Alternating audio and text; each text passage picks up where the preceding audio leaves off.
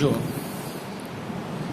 Grammar and કમ્પોઝિશનમાં આપણે composition વિભાગમાં કોમ્પ્રિહેન્શનનો આજે અભ્યાસ કરવાનો છે.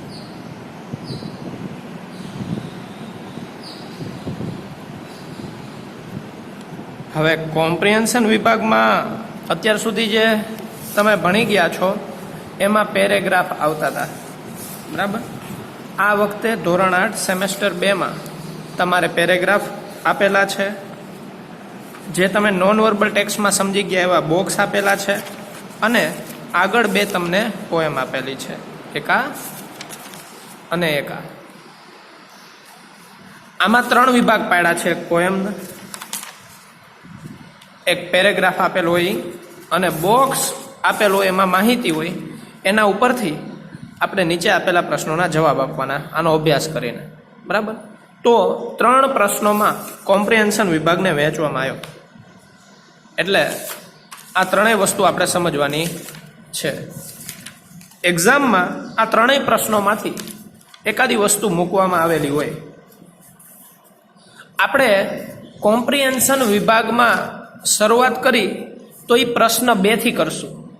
પહેલા પ્રશ્ન 2, પછી પ્રશ્ન 3 બોક્સવાળો અને પછી પ્રશ્ન 1 આ સ્ટાન્જા આપેલી હોય આપણને બધી પોએમ, એના ઉપરથી પ્રશ્નો જવાબ. આવી રીતના આપણે આગળ વધશું. એટલે કોમ્પ્રિહેન્શન વિભાગમાં આપણે પહેલા પ્રશ્ન 2 નો અભ્યાસ કરવાના છે. હવે જુઓ, તમે ગ્રામર બુક સાથે લઈને બેસજો, બરાબર. બોર્ડ ઉપર આપણે સમજાવી શકે આ પેરેગ્રાફ ને બધું લખવું પડે અને પ્લસ બીજું પ્રશ્નો જવાબમાં તમને તકલીફ પડે, એટલે આપણે આ થોડો ફેરફાર કર્યો. બાકીનું બધું આપણે બોર્ડ ઉપર સમજશું, આગળના જે કોઈ ટોપિક હોય, બરાબર. જુઓ, અહીંયા આપણને જુદા જુદા પ્રશ્ન 2માં ટોટલ 6 પેરેગ્રાફ આપેલા છે. આ 6 પેરેગ્રાફ ઉપરથી આપણે પ્રશ્ન જવાબ લખવાના. જુઓ, જ્યારે આપણે ડાયલોગ ભણતા હતા ત્યારે આપણે એવું કીધું હતું કે સૌથી પહેલા ઓપ્શન જોઈ લેવાના, પછી ખાલી જગ્યા સહિત ડાયલોગ વાંચવાનો, એટલે આપણને 5 માંથી 4 જેવા ઉત્તર એમનામ મળી જાય. આમાં શું કરશું, સૌથી પહેલા આપેલ પેરેગ્રાફ વાંચવાનો, એને ગુજરાતીમાં ટ્રાન્સલેટ કરવાનો, પછી પ્રશ્નો તમે વાંચો એટલે એના જવાબ તમને મળી જશે, બરાબર. ચલો, હવે આની આપણે પેરેગ્રાફ 1 સમજીએ.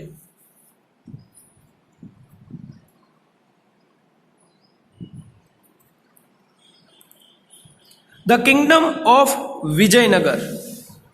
કિંગડમ એટલે શું? રાજ્ય. Kingdom of Vijayanagar was once એક વખત. વન્સ આપણે જ્યારે પાસ્ટ ટેન્સ ભણતા હતા ત્યારે વન્સ એ આપણે એડવર્બિયલમાં લેતા હતા, એટલે કે કાળ ઓળખ સૂચક શબ્દોમાં લેતા હતા. વન્સ અપોન અ ટાઈમ પણ તમે સાંભળેલું હશે, લોંગ ટાઈમ એગો સાંભળેલું હશે. એમ વન્સ એક વખત. જુઓ, જુદી જુદી વાર્તાની શરૂઆત કરતા હોય તો એ વખતે આપણે વાર્તાની શરૂઆત આમ થતી હોય, એક વખત અથવા તો ઘણા સમય પહેલા, આવી રીતના તમે સાંભળેલું હશે. The kingdom of Vijayanagar was once. Vijayanagar રાજ્ય એક વખત ટ્રબલ્ડ, મુશ્કેલી, તકલીફ, પરેશાની માં હતું. આ વોઝ જે વપરાયું પાસ્ટ ટેન્સનું ટુ બી બેઝડ વાળું છે. વિથ રેટ્સ, ઉંદરોથી પરેશાન. તમે એક ઓલી ઉંદરની વાત સાંભળેલી હશે કે એક વાંસળી વાળો આવે છે ને પછી બધા ઉંદરોને દૂર લઈ જાય છે. આ એ વાત નથી, પણ ત્રાસ બંનેનો સરખો છે. ઓલી વાર્તામાં પણ ત્રાસ હતો અને આ વાર્તામાં પણ ત્રાસ છે, ટ્રબલ, બરાબર. કયા રાજ્યમાં? વિજયનગરના. હવે આ રાજ્ય હતું તો એમાં એક રાજા હતા, કિંગ કૃષ્ણદેવરાય. તમે નામ સાંભળેલું હશે, ઓલા તેનાલી રામા, જે કૃષ્ણદેવરાયની વાત છે. આપણે ભારત વર્ષમાં મુખ્ય 3 ખૂબ બુદ્ધિજીવીઓ, આમ તો ઘણા બધા, પણ મુખ્ય 3 ખૂબ બુદ્ધિજીવીઓ થઈ ગયા. એક તેનાલીરામા,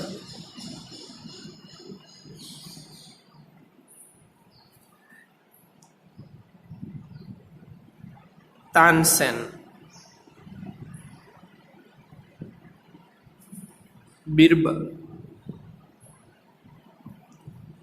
ચાણક્ય. ચલો આ તો સંગીતમાં હતા એ બાદ કરી છે, બાકી આ 3 ખૂબ બુદ્ધિજીવીઓ, બુદ્ધિનો ખૂબ ઉપયોગ કર્યો એમણે. બરાબર. તો અહીંયા આ જે પેરેગ્રાફ છે એમાં 2 કેરેક્ટર છે, કિંગ કૃષ્ણ દેવરાય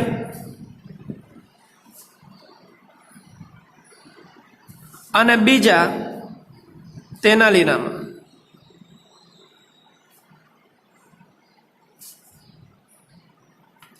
આ પેરેગ્રાફમાં 2 કેરેક્ટર છે. ત્રીજું આવે છે કેટ. કેટની વાત આવે છે, કાવની વાત આવે છે, એને આપણે કેરેક્ટરમાં નથી લેતા, આગળ જોઈશું. હવે વાત એમ છે કે કિંગડમ ઓફ વિજયનગર એક વખત આ રાજ્ય છે એ ઉંદરોથી પરેશાન હતું. King Krishnadevaraya decided to decide, નક્કી કરવું, ડિસાઇડેડ નક્કી કર્યું. એક વખત કૃષ્ણદેવરાયે નક્કી કર્યું, રાજા કૃષ્ણદેવરાયે નક્કી કર્યું, that every house should have. શુડનો ઉપયોગ આપણે જાણી ગયા છીએ, મોડલ વર્બ છે. જો શું નક્કી કર્યું? રાજ્યમાં ઉંદરોનો ત્રાસ હતો એટલે રાજા કૃષ્ણદેવરાયે નક્કી કર્યું that every house should have a cat. દરેક ઘરમાં,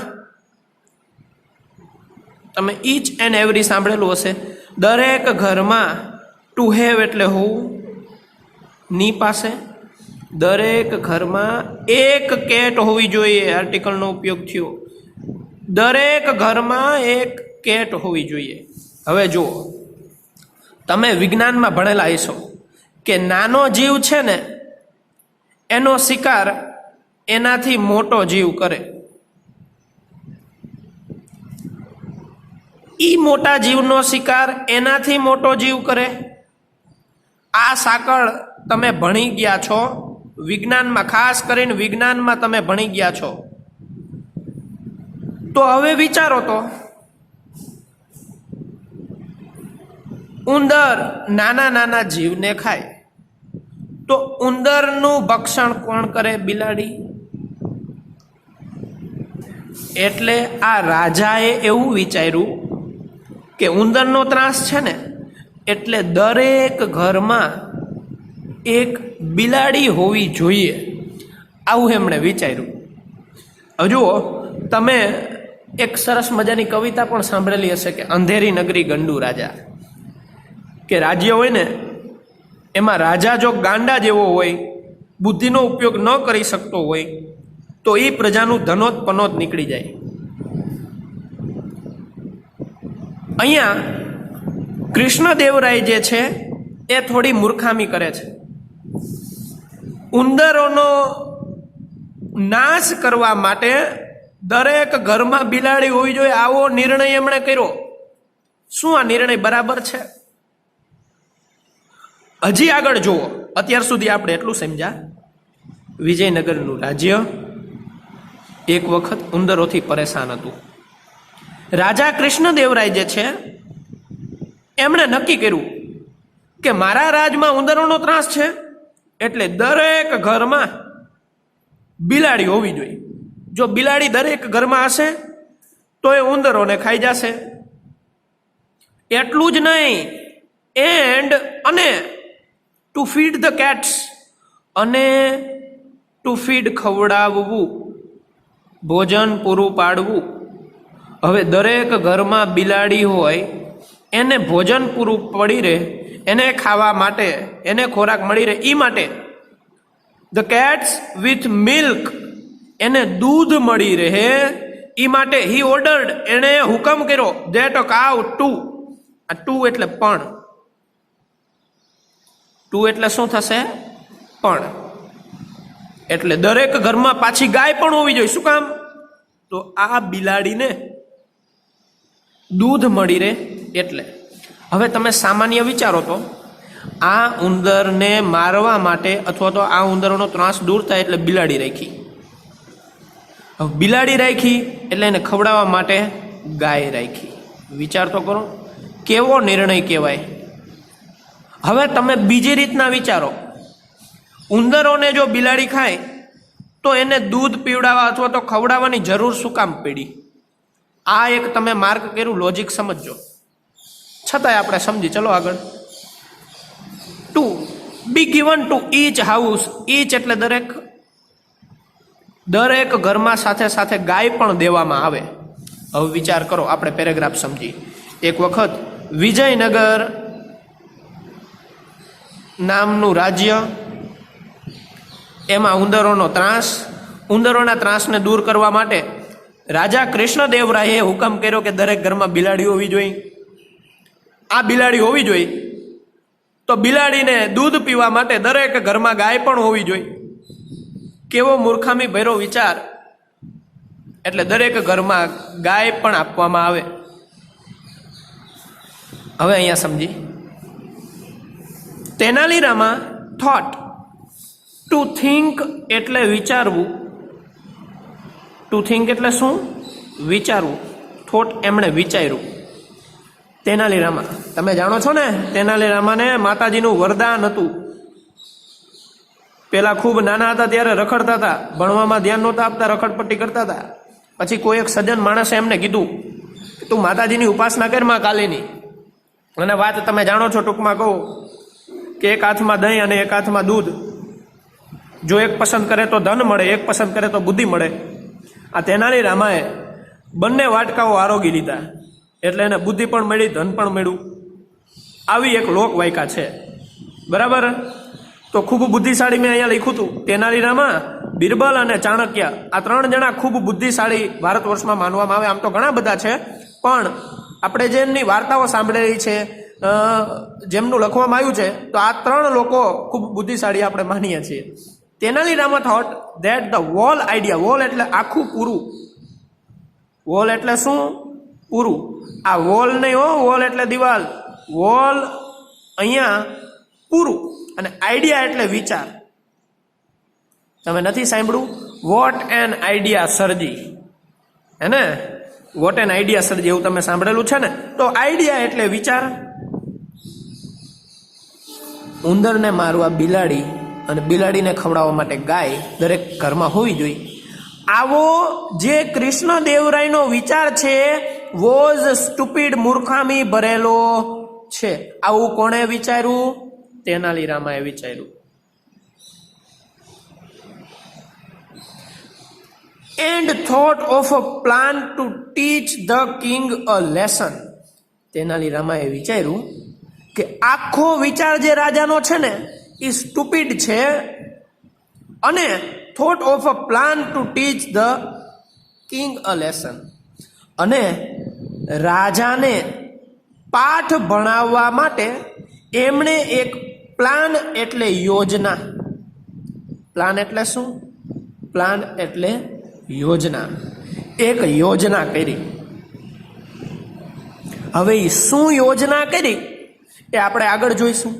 એટલે પહેલા પેરેગ્રાફમાં આપણે એવું જોયું કે વિજયનગર નામનું રાજ્ય ઉંદરોથી પરેશાન છે. રાજા કૃષ્ણદેવરાયે ડિસાઇડ નક્કી કર્યું કે દરેક ઘરમાં એક બિલાડી હોવી જોઈએ. બિલાડીને ખવડાવવા માટે એમને દૂધ મળી રહે એ માટે ઓર્ડર કર્યો કે દરેક ઘરમાં ગાય પણ હોવી જોઈએ, એમને આપવામાં આવે. હવે તેનાલીરામાએ વિચાર કર્યો કે આ આખો આઈડિયા જે રાજા છે ને એ મૂર્ખામી કરે છે, અને એમને પાઠ ભણાવવા માટે યોજના તૈયાર કરી. આપણે નથી વાતમાં હાલો આપણે પ્લાન બનાવી, અને મિત્ર હેરાન કરતો હોય તો પછી અમુક મિત્રો એવું વિચારે કે કંઈ વાંધો નહીં, આપણે સરને કહી દઈશું, હમણાં રિસેસ પડે ને એટલે આપણે સર પાસે જઈશું, આવો પ્લાન બનાવે અને આપણે એનો વાંક કહી દઈશું, બરાબર.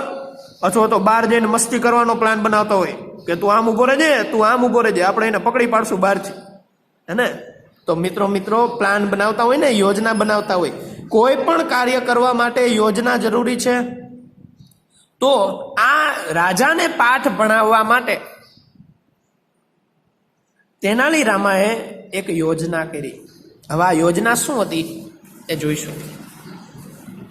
On the very first day, પહેલા દિવસે, on the very first day, હવે ગામવાસીઓમાં, વિલેજર્સમાં અને કોર્ટિયર્સમાં તેનાલી રામા પણ આવતા હતા.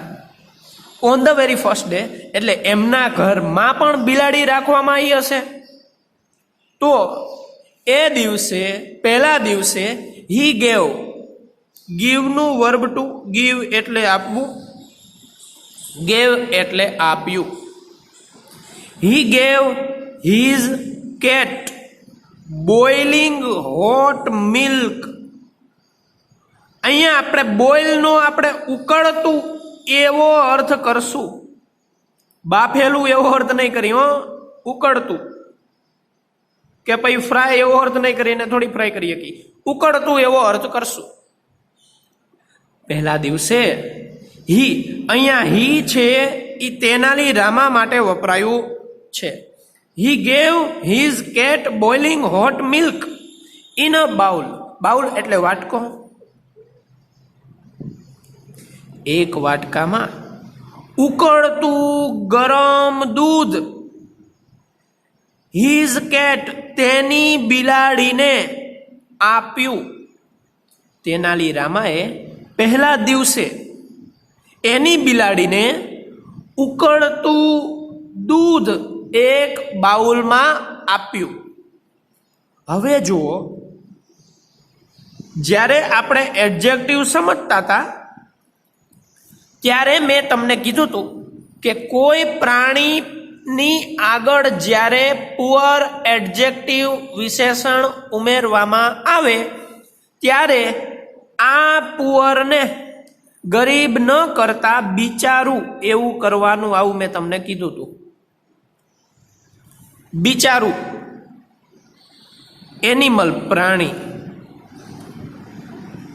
સમજો, તેનાલી રામાએ પ્લાન બનાવ્યો હતો. એ પ્લાન શું હતો એ આ બે લાઈનમાં આવી ગયું.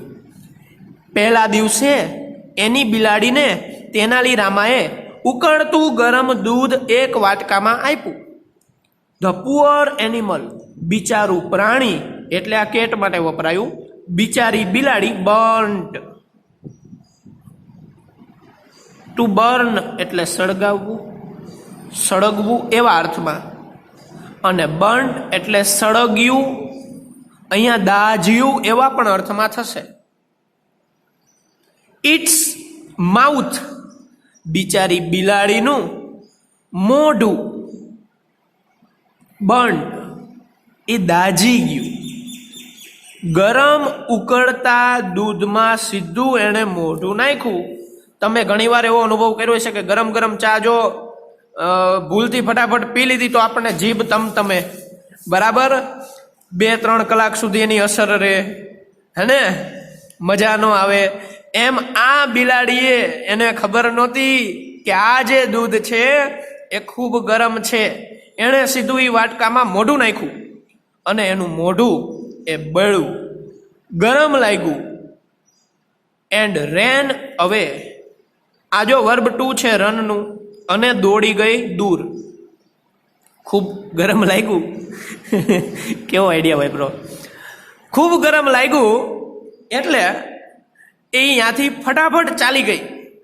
હજુ તેનાલી રામાનો આ વિચાર તમે સમજ્યા કે રાજાને સીધું કાંઈ કીધું નહીં, પણ જો આવી રીતના દરેક ઘર કરવામાં આવે તો બિલાડીઓ દૂર થાય. કારણ કે આખો જે આઈડિયા હતો રાજાનો એ સ્ટુપિડ હતો, કંઈ કામ લાગે એવો હતો નહીં. અને એની પાછળ બીજા ખર્ચાઓ થતા હતા. ગાયને સાચવવી તો એને ન ખવડાવવું પડે. એટલે આને દૂર કરવા માટે કૃષ્ણદેવરાયે આની વ્યવસ્થા કરી, આની વ્યવસ્થા કરી તો આની વ્યવસ્થા કરવી પડી. એટલે આ બધું ન કરવું પડે એટલે તેનાલી રામાએ એક આવો વિચાર કર્યો.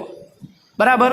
હવે તમને લાગતું છે કે સાહેબે આવા કેવા લીટોડા કરી નાખ્યા, પણ મેં આ વિચાર એટલા માટે કર્યો કારણ કે તમે એક એક શબ્દ સમજી શકો અને હું વ્યવસ્થિત સમજાવી શકું. કારણ કે આપણી ફાઇનલ એક્ઝામમાં અથવા તો હોય કે ન હોય, તમને માસ પ્રમોશન આપવામાં આવ્યું છે, પણ તમને સમજાવવા માટે આ પ્રયાસ કર્યો છે. બરાબર, ચલો સાથે સાથે પૂરતા દીજો. Who was the king of Vijaynagar?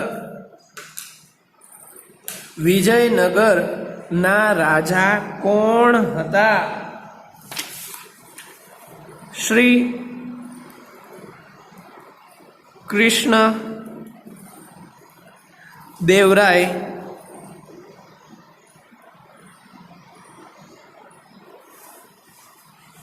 was the king of Vijaynagar. અથવા તો તમે આમ પણ લખી શકો, the king of Vijayanagar was Krishnadevaraya. આપણે વિદ્યાલયમાં પણ છેલ્લે એ ઉમેરીએ છીએ, બરાબર, તો એ કઈ ઇસ્યુ નથી, મેટર નથી. તો પહેલા પ્રશ્નમાં આપણને રાજાનું નામ માંગ્યું હતું, તો આપણે રાજાનું નામ આપ્યું. What did the king decide? પ્રશ્નમાં ડીડ હોવાથી વર્બ 1 કરવામાં આવ્યું છે. તો રાજાએ શું નક્કી કર્યું? બીકોઝ ઓફ રેટ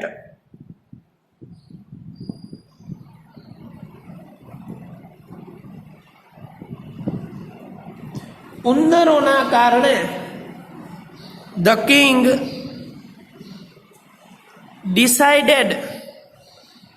વર્બ 2 થી જવાબ આપવો પડશે.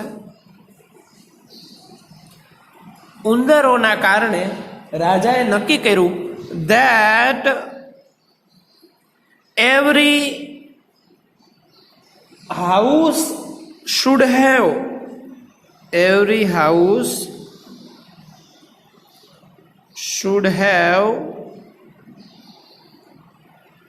a cat. ઉંદરોના ત્રાસથી રાજાએ નક્કી કર્યું કે દરેક ઘરમાં એક બિલાડી હોવી જોઈએ. પ્રશ્ન નંબર 3.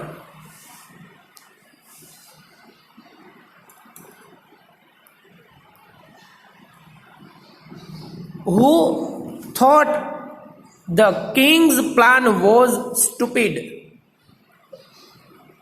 તેનાલી રામા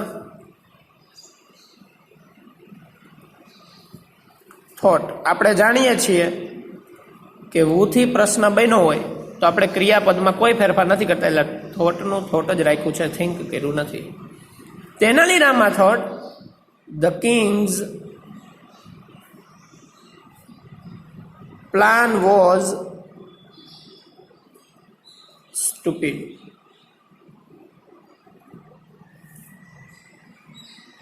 પ્રશ્ન એમ છે, કોણે એવું વિચાર્યું કે રાજાનો પ્લાન સ્ટુપિડ હતો? તેનાલી રામાએ. What did Tenali Rama give to the cat? Tenali Rama હવે ગીવનું વર્બ ટુ ગેવ કરશું. Tenali Rama gave boiling hot milk. Boiling hot milk to the cat. બિલાડીને તેનાલી રામાએ ગરમ ઉકળતું દૂધ આપ્યું. The cat drank the milk happily. True or false? આપણને એક સ્ટેટમેન્ટ આપેલું છે,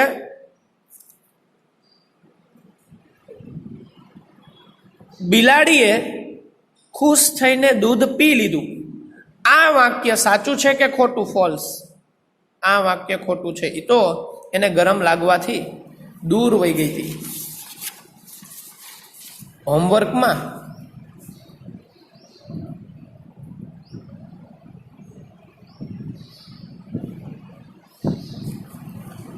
ગ્રામર બુક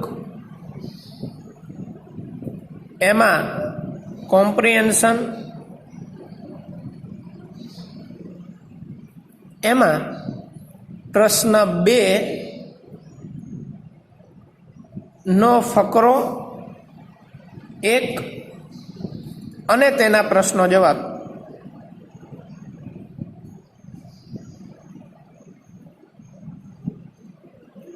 લખવા.